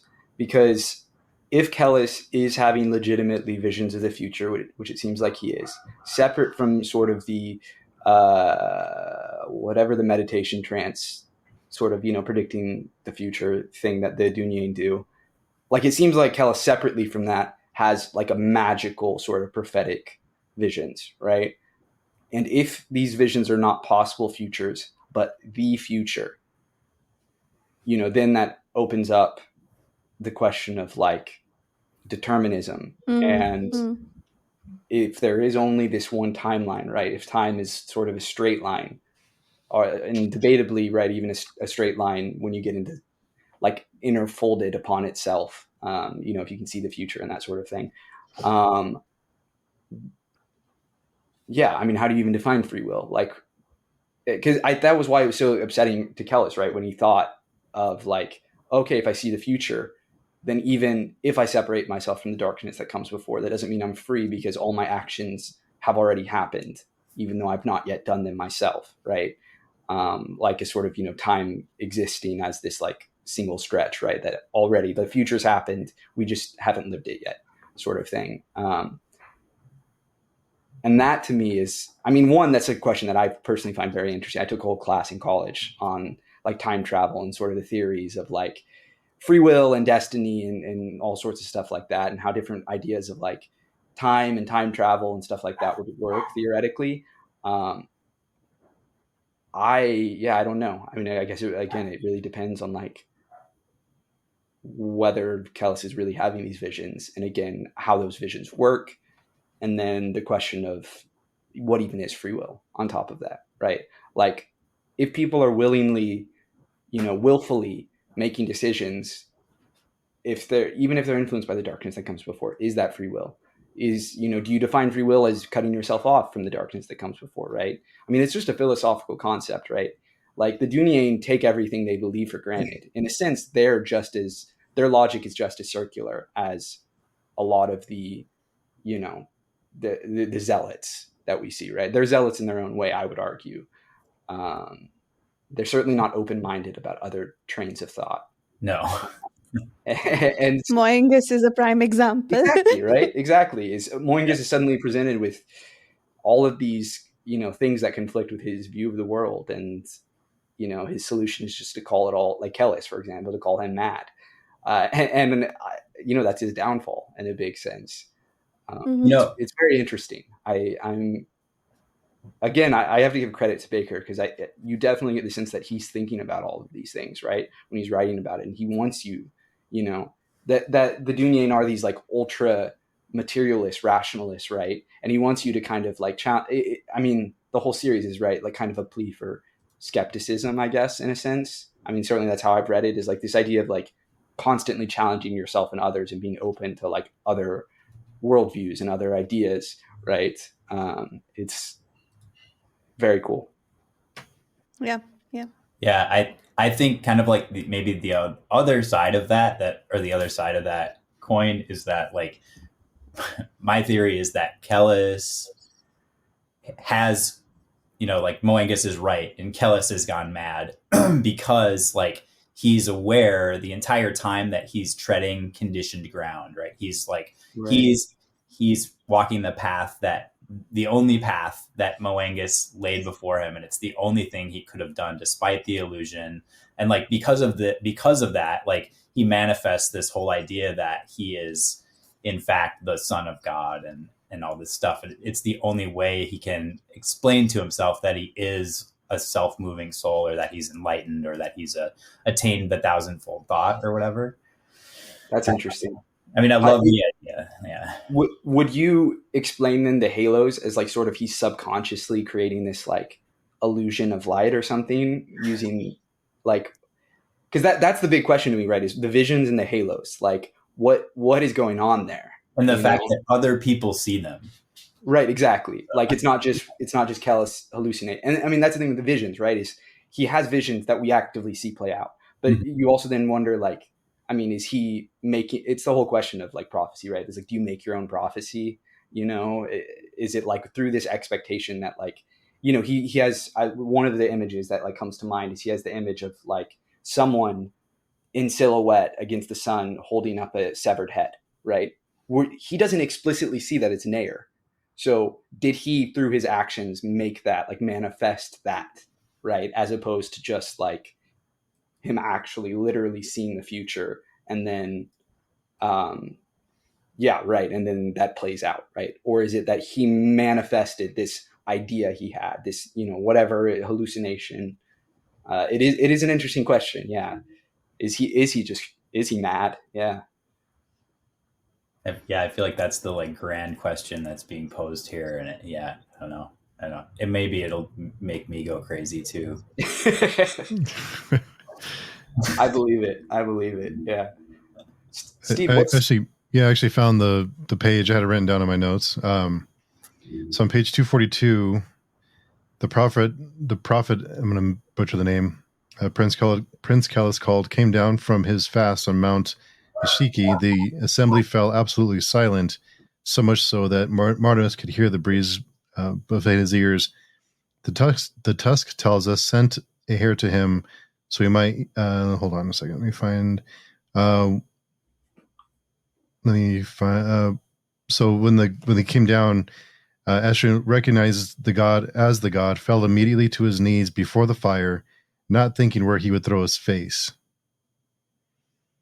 So he, like you said, Justin, he said, I find my fire before me, and Peerless Hazel said, the fire burns across the earth, and what fire consumes becomes earth. I am your God. Throw your face to the earth. So he according to the tusk, bowed his head into the flames. Okay. Well, that explains that. Okay. Yeah. So Did you just pull that out of like a different book? Out of the Warrior Prophet? yeah. Okay. Yeah. Wow. Yeah, I have it all written down. Nice.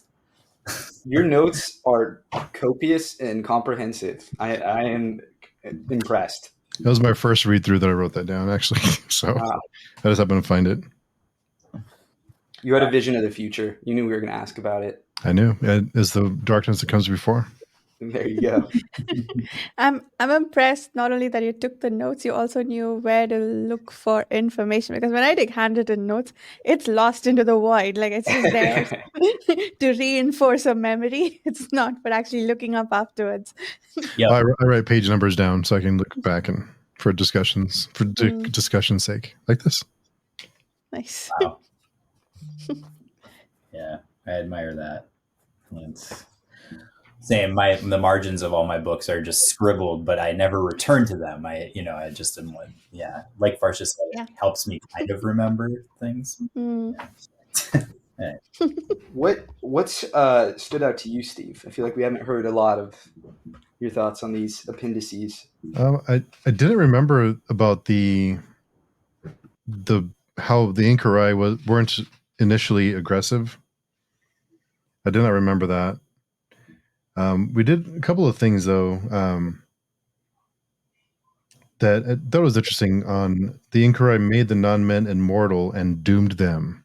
Yeah. So that sounds like the opposite of doomed. If you're immortal, it sounds like you're not doomed because you are immortal. But is it a punishment to be immortal? Well, I mean, part of it was that in the context of the womb plague, or I mean, I also wonder if that's a damnation thing too, right? Like, because presumably they can be killed. So, or can they? Actually, I don't know. Are they like flatly like? Are they immortal like Norse gods are, or are they immortal like truly unkillable immortal? Presumably, it's just they're long lived, right? I just don't think they age. Yeah. Yeah, because their numbers have dwindled down, right? Sorry. That's right. No, you're right. Yeah, I think because of the womb plague, it says that all of the women were killed, or almost all of the women were killed, and all of the men were like deathly ill, but then were basically cursed with this like immortality. So they can't reproduce, and they're cursed to just live a super long time. There's a note in the, one of the like really small notes. I think it's an Elju in the E section. It's like it says it's a shrank or a human companion for a non-man to aid with their failing memory. Which I thought was, that is interesting. Yeah. Pretty cool. We've talked about memory a number of times, right? I mean, like Seswatha, that's one of the major contexts, and it is interesting to think like if you're so long lit, like surely you think about yourself, right? As an individual, like your memories fade with time, right? Like some maybe you keep, but even then they're shaped, right? Our memories are constantly changing in a sense, and like you think about living for hundreds or thousands of years, like would you forget the face of like people you once loved? It really is kind of a curse in some ways. Yeah. Yeah, absolutely.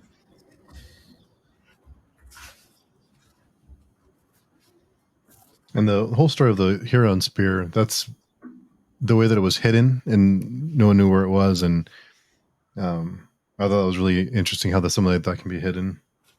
Yeah.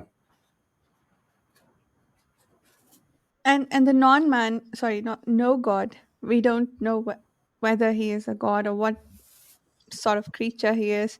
Apparently, he's armored, and the heron spear is the only thing that can kill him. Which again, Seshwata knew about how, and the non-man is, or not the non-man, did the exact same thing you did. The no god is still a giant question mark, right? Because he seems like he's like senile, which is interesting, but is he? Yeah, what is he like?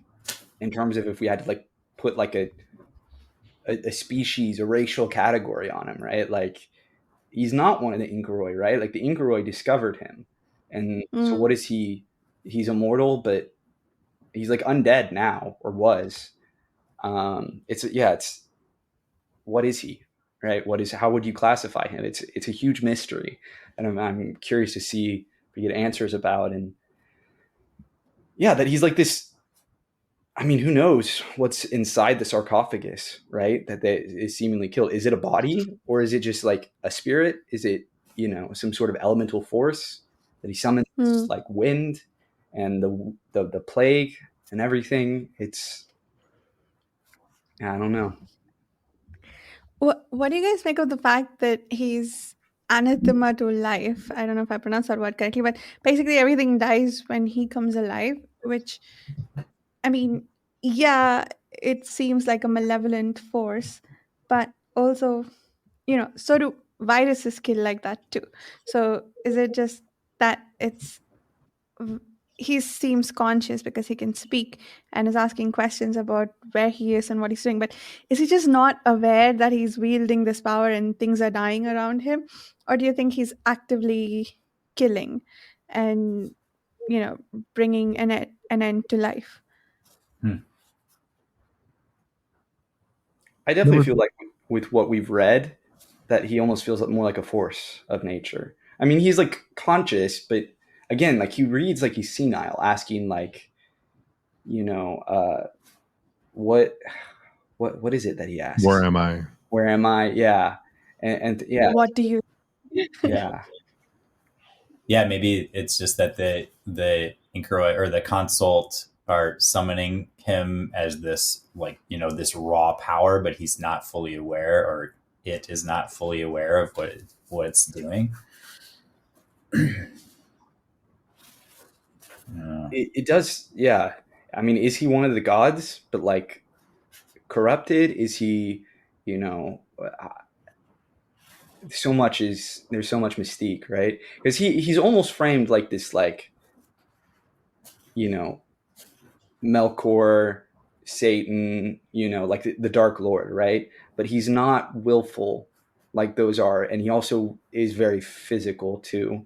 I mean, like again, going back to like kind of biblical stories, Satan is not like, we have this sort of pop culture view of him, but like in the actual like mythology, he like doesn't manifest and like with horns and like a devil tail and like a trident and shit, right? Like he's like this invisible spirit.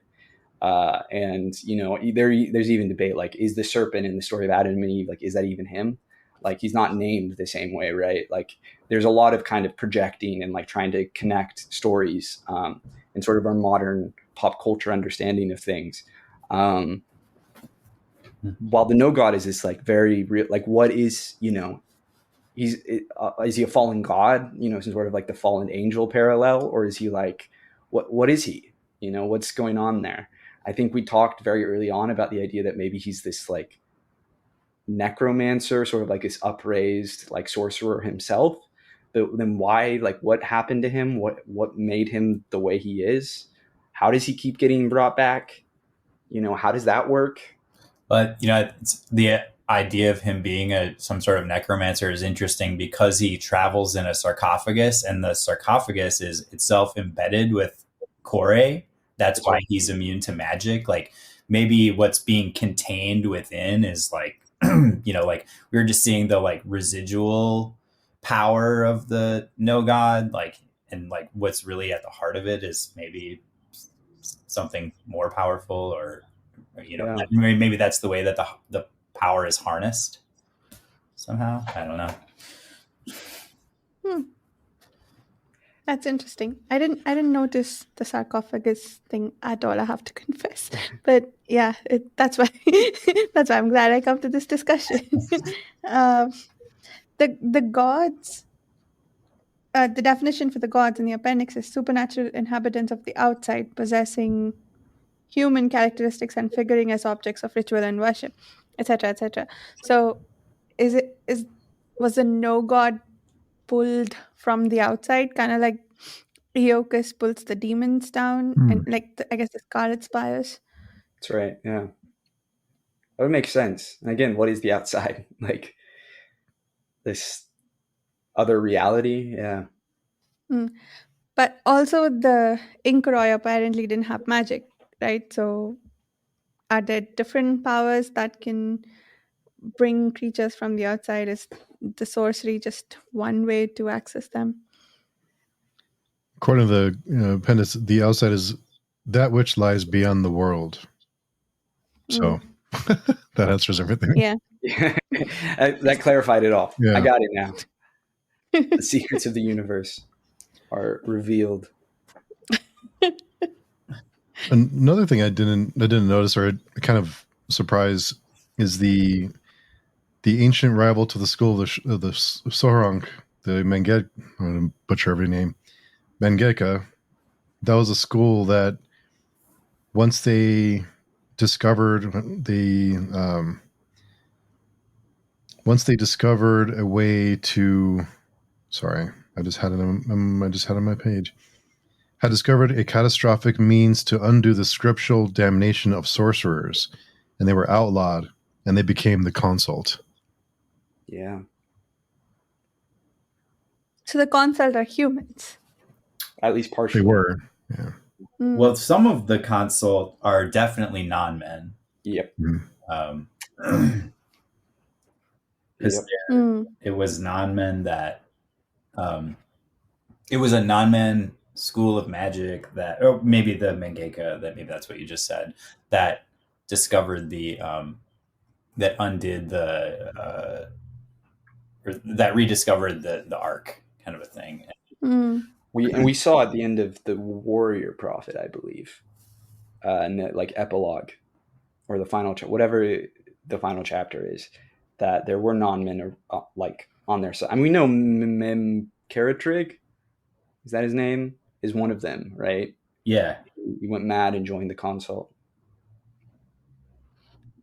We never followed up on that thread, right? In the Thousandfold Thought. What do you mean? The thing that happened at the end of the Warrior Prophet, we never went to revisit the fallout from there. Yeah. Okay. That's a good point. Yeah, we never see if they found out what the hell the Dunyain are. They really wanted to know. They really wanted to know. I don't blame them. I really want to know. I don't know that I would go to the lengths they did, but you know.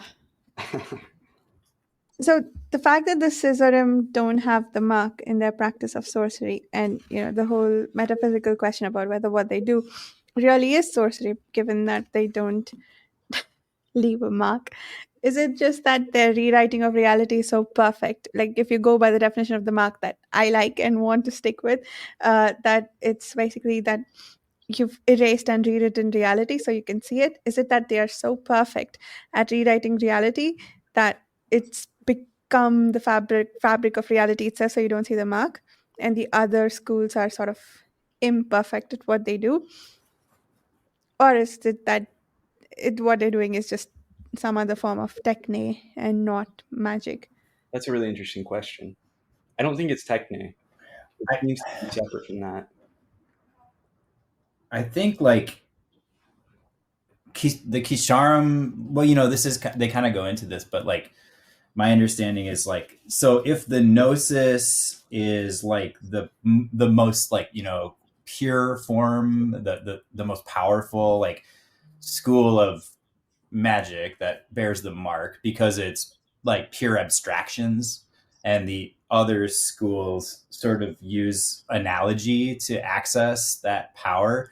Like the Kisharim is like the antithesis of that, is kind of how I read it, because like, which is why Moengus wasn't terribly powerful as a member of the Kisharim, because he's, he is not possessed of like, it's like his ability to be,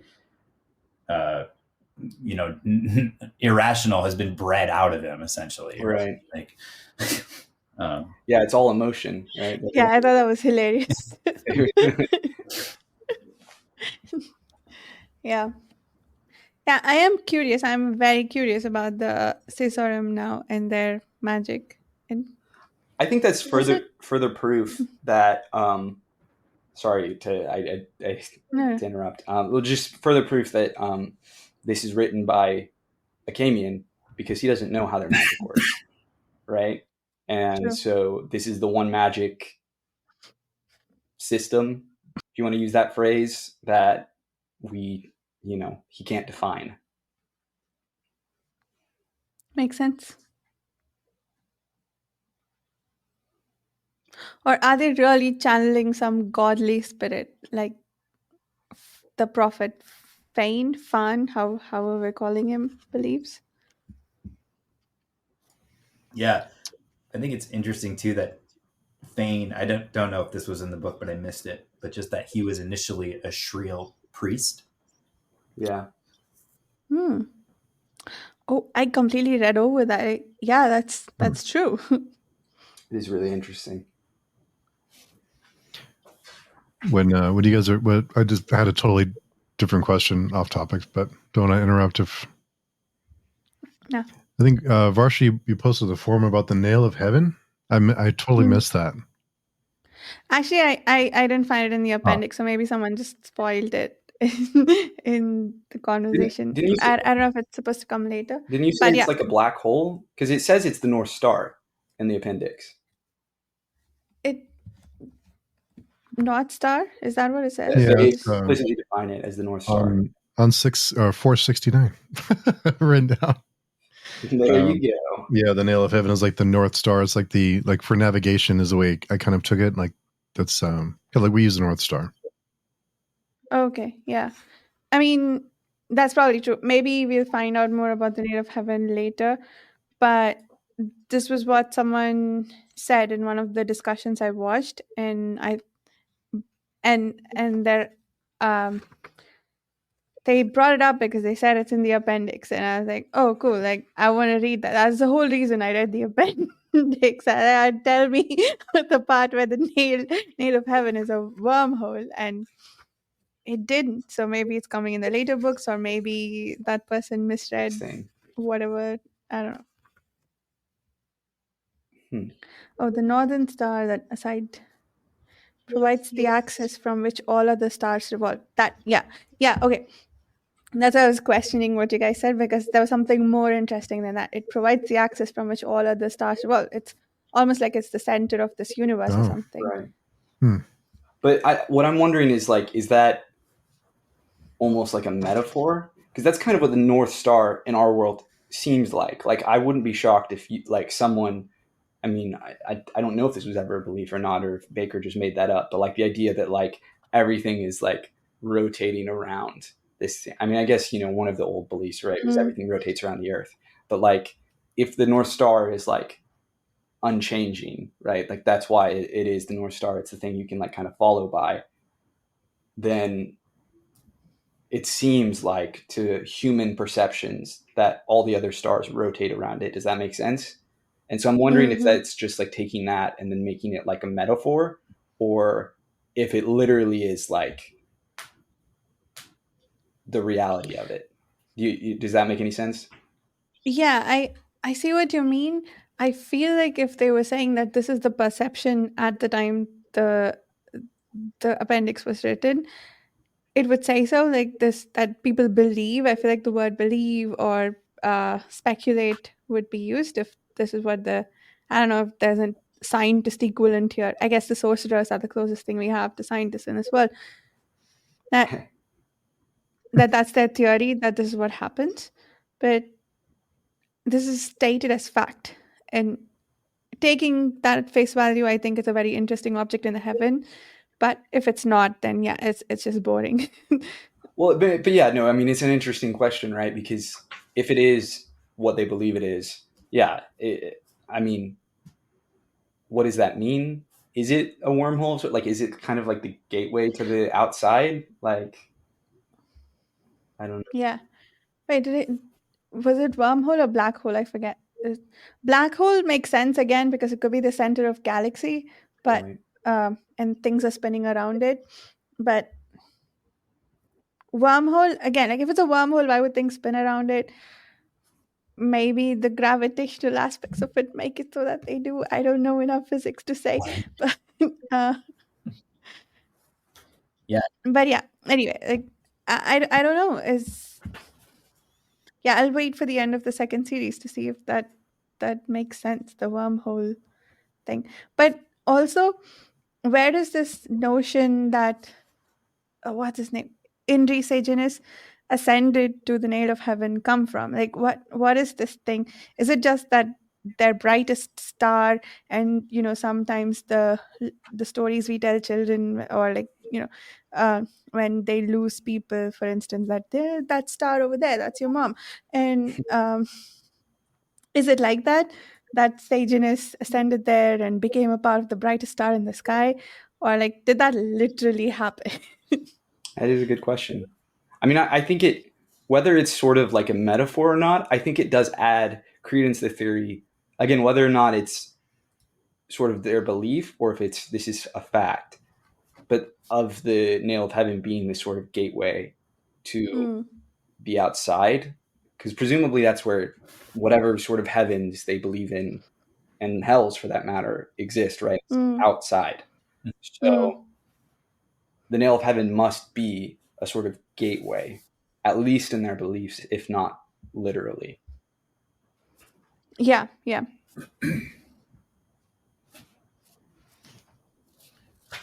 Just because I was curious, I looked up our North Star.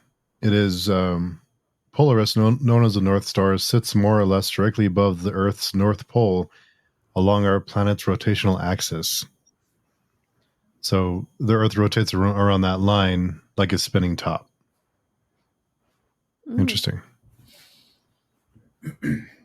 Yeah, my I mean, I don't know. I there's so much, again, about the weird like blurred line between sort of reality and like the supernatural in this series, which I love. My initial thought is that it's probably just a belief and they just don't realize that that's how the star works, this particular star, but maybe not. I mean, because again, like, is the outside real, like, or is it, I mean, magic is like, how does all of this work? It's interesting, I mean, I guess. It makes sense that their beliefs about the stars, etc., are just developing now, because Akamian tells Esmenet that whole story about how the distant lights she sees in the sky, the stars, are actually other suns. I think that conversation happened, right? And he says that the Inkaroi came from there. And what was my point? Yeah, so they're just still developing theories about what those sparks of light are and like what that means. So yeah, it's quite possible that this is the belief at the time without any validation or experimentation to prove things. Yeah. So little thing, just not like a cool deep reveal or anything, but I do think it's really fun that the mountain range that encircles Golgotha, which is like clearly the Mordor equivalent, right, is called the Ring Mountains. I didn't catch that. He is not afraid to do a little nod to his inspirations. Yeah, speaking of nods, someone again from a different discussion that I was listening to pointed out that Dune is an inspiration, and the people are called Dunian. So that was... yeah. See, I don't think that's a Dune nod. I think that's actually a reference to, oh my god, the in Lord of the Rings. There's the what's like the name of like the race of men that Aragorn. Yeah. They have almost the exact same name. Yeah. I'm just gonna look this up. This is, otherwise it's gonna drive me nuts. Aragorn, race of men that like come from the Dunedain. Dunedain. It's like almost spelled the exact same way. So I think it's, I mean, I can see why you would like think that, right? Like it kind of does match on. Maybe it's combining the two. I don't know, right? Two nods in one. Why not? Yeah, like it totally could be. But to me, that's how that read, is like it's so close to Dunedain, and it plays a similar role because Kellis is the like a really messed up, strange version of Aragorn, right? Where he's like the prophesied king to return before to beat the bad guys. So yeah. Yeah, that makes sense. Speaking of Tolkien references, one that caught my eye early on was Osgiliath. It made me think of the Fortress of Osgiliath. That's a good one too. Yeah, good point. It's not exactly in the right place, but One thing that I didn't really realize until my recent reread of Dune and this series is that stories that explore prophecies have all the same paradoxes and contradictions and conundrums that time travel stories do, which I never realized. Like, it's easy to read fantasy stories and like prophecy, this will happen, and then just watch it play out, and that's fun. But the if a story is written with the purpose of exploring these aspects of destiny and um, determinism and free will and what that means, that that is very, very interesting. I think that just elevates the story so much more. It's so interesting and like philosophically fascinating to think about, right? Because it does get into those questions of free will and time, and like how does time work, and um, yeah, when a story actually takes the time, no pun intended, to like develop that and explore it and think about those paradoxes, right, and what they mean. Because I mean, there are definitely stories that, whether you're talking about prophecies or time travel, just brush it off and are definitely the worst for it. You know, like they don't really like grapple with kind of the inherent paradoxes and the inherent conflict. You know, the sort of things that like our characters would be thinking about and struggling with. It's Yeah, it's just so much richer for that. It's something I'm interested in doing in my own writing. Honestly, is like I think it's just one of those fascinating things. Like particularly again around like the idea of determinism and the idea of like, okay, if you can see the future, like if it's not a possible future, which is how it works in Dune, is like they're all possible futures, is my understanding.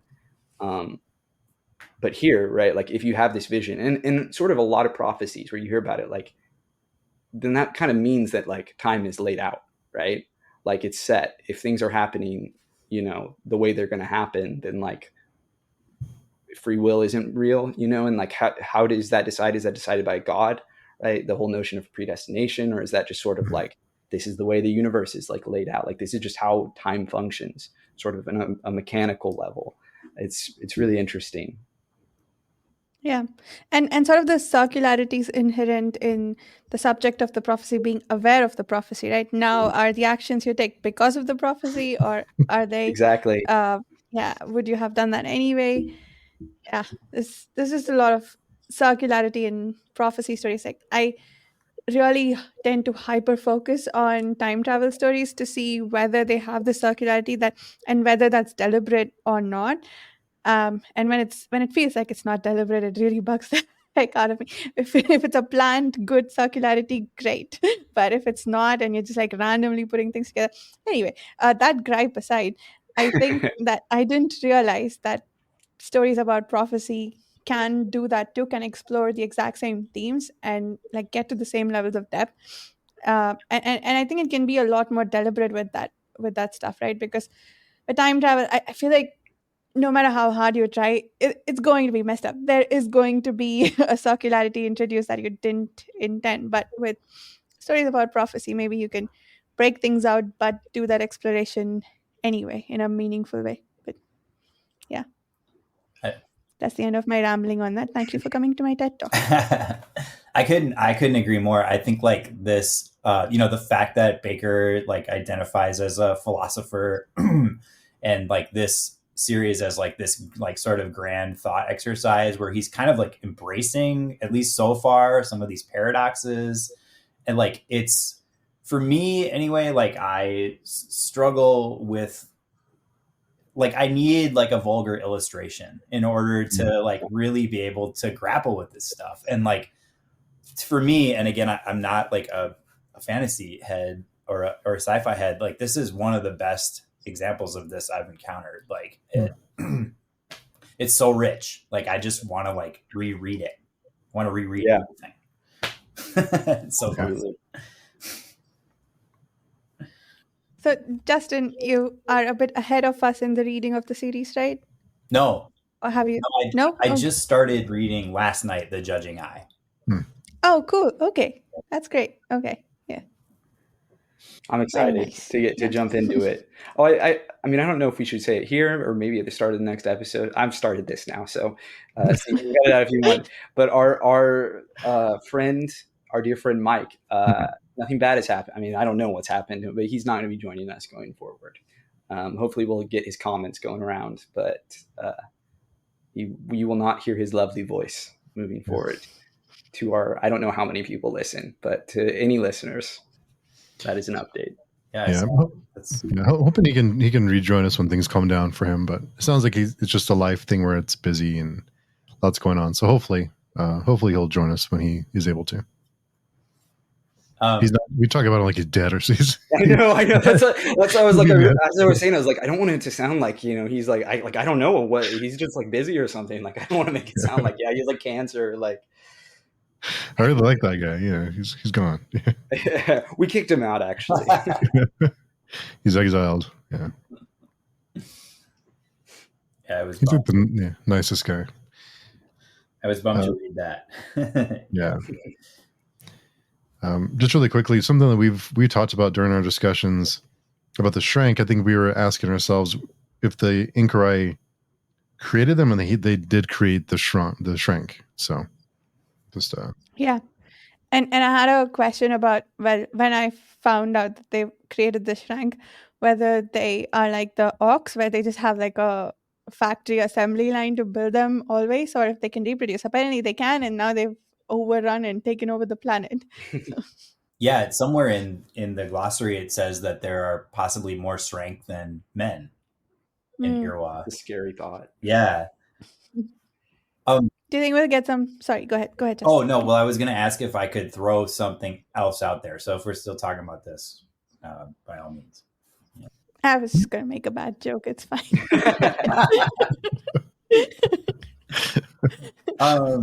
So I don't know if you all have talked about this. I don't think so, but in the glossary, there were a couple of things that while I was reading, and that it occurred to me for some reason that possibly Kellis has non-man blood in his lineage.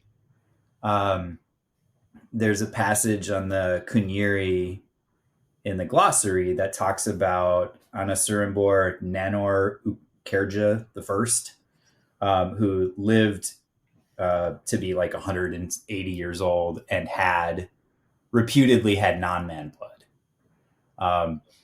And of course, this would have been, thousands of years before Kellis is alive. But yeah, I don't know. I mean, if that would have any impact, but if Moengus and Kellis are both, have non-man blood, then that could kind of explain why they've got, in addition to their Dunyan conditioning, why they've got a little something more than men who. Yeah, absolutely. What does that do, right? Yeah. I'm curious to see with the non-men ones, like supposedly we're going to see them more, right, in the next series, and like what. I mean, we have seen them a couple of times, but like, how physically different are they? Like, are they like that? Are they like super soldiers? Compared to like your average person? Like, are they more like, I mean, how do they relate? Yeah, to humanity. It is an interesting thought.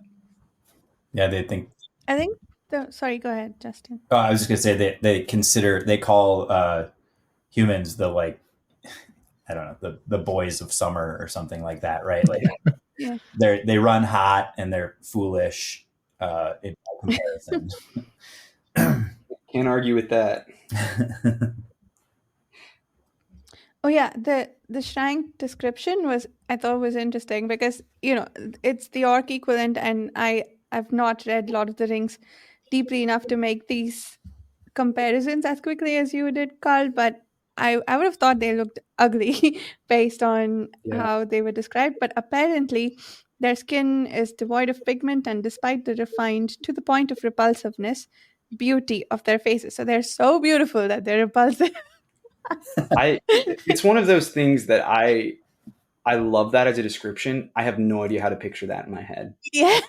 Like, I'm trying to match, like, so beautiful to repulse. Like, what does that even look like? Their physiognomy is the G silent in this word, but anyway, their physiognomy is bestial, though hairless, with pinched shoulders and deep almond-shaped breasts. What? Okay, anyway. Like a dog, kind of like Yeah. Oh, okay. sharp brisket. Mm. They're oh god. They're I love the description. It's so weird. They're like hunched. Yeah, it's cool. Except they're, again, unlike orcs. I mean, I guess there are some orcs that are smaller, so never mind. Mm. But I was gonna say, like, I mean, this isn't a Lord of the Rings thing, actually. It's definitely more of like a Dungeons and Dragons and like World of Warcraft and things like that. The way it's permeated pop culture, where you think of orcs as these like big hulking guys, but they're, in Tolkien's world, that's not necessarily the case. And that's, for Sronk being the sort of orc equivalent, that's definitely not the case because they're smaller than humans. Mm. Mm-hmm. Yeah. It's interesting too that all of the monsters are literally created, right? They're like literally abominations. Mm. That's true. Like even dragons, you so often in fantasy stories, like dragons are these like elder beings, right? They're like, whether you're thinking of like Smaug or like, often they are evil, right? But not always, but they're like these older creatures, right? That have existed, before. And now they're like in this world, they're a product of genetic experimentation. It makes you wonder, are we going to see something new? Is there going to be something else in the next 4 books, right? We're going to get some more genetic monstrosities. Yes. Yeah. But I don't know why I say that. Like, I'm thrilled about it, but actually, yeah, I am. I'm Show totally me some I hope monsters. so, I definitely hope we get more dragon. The dragons are not all dead. I want them to come back. And we have not actually seen we've seen Srank, but we've not seen Bashrag, right? Like, no, I don't think so. Not in the present. No. Yeah, I'm curious about them too, because I feel like they're like part of their physiognomy has been described, like they have like really thick bones, like huge bones. I don't remember what else about them, but they sound massive, like a troll or something almost. Yeah. Am I thinking of some other book, or did we get a place that was inside a big bunch of bones somewhere here in this series? A place inside a big bunch of bones. As in, like it was like inside a rib cage of a monster or something like that. Oh yeah, was there? Yeah, that's the arc. What? Like it was just. Oh, okay. Yeah. Okay. As like giant inside of a giant rib cage in this. Oh. In the dream where Seswatha and now Kayuti are traversing, climbing down or up, climbing up. I don't remember. So is the ark a creature too then?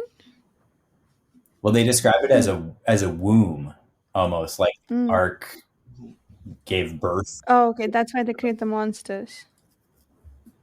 I mean, that's an interesting question though, right? Like, is there a biological aspect to it? Is it biological? I mean, I had sort of taken for granted that it was just like a metal spaceship, right? But like maybe there is like an bioorganic like function. I mean, because that's where all the monsters come out of, right? Mm-hmm. Interesting. And that's where Aurang and Arax like retreated to in order to like presumably like heal themselves or just be sustained until they could be rediscovered. Yeah, maybe there's some healing quality to it. I don't know.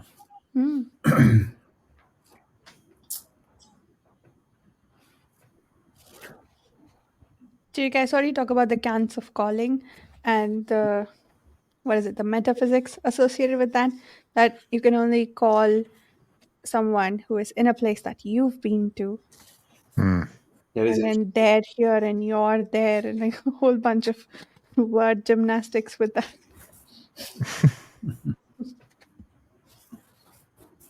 I'm gonna have to go like imminently. I probably can do like a few more minutes, but okay. I think we're almost done. Yeah. So I finished talking about everything that I brought to discuss. But yeah, we have to do the epigraphs another time. I've thought that might happen because there's just so much to talk about. Yeah, there's a ton here. Oh, I completely forgot about the epigraphs. Good thing. I will go look through them and look at all the ones I highlighted for. I only Next have time. a few tabs, not very many. So few, Steve. So few. Yeah, that's not too bad. God. That's 2 read-throughs though. I'll post a picture on the forum. But Yeah, I was gonna say Yeah. to people who are just listening, Steve unveiled this monstrosity of little tabs on all his books. There's probably one on every page by the looks of it. That's the Legion right there. We were wondering about the Legion. Yeah. That's not too bad. Not too bad. I'll show you my Malazan books sometime. it. I stopped tabbing because I needed to pull one for every page sometimes too. So I'm like, no, not tabbing anymore. I'll just write in my books. Oh no. We have two writers in the margins today. Oh, what am I doing? Like, I'm just gonna make Steve cry for a little bit Oh no. while Carl looks up the thing that he's talking about. You know, I gotta. I do a terrible thing too, where I not only write in the margin, but I dog ear the pages that I want to go back to. And it's just like, I have like 100 pages dog eared in this book. Oh, Incredible. Justin, just please tell us you don't break the spines. I can't make any promises about that. At least not on purpose. Not intentionally. This one's intact, so I feel good about that. Yeah. That's a win. That's a win. Yeah. For If it's books an everywhere. accident, if it's an accident, that's one thing. But if it's intentional, that's a whole nother thing. Get him out of here. Someone call the cops.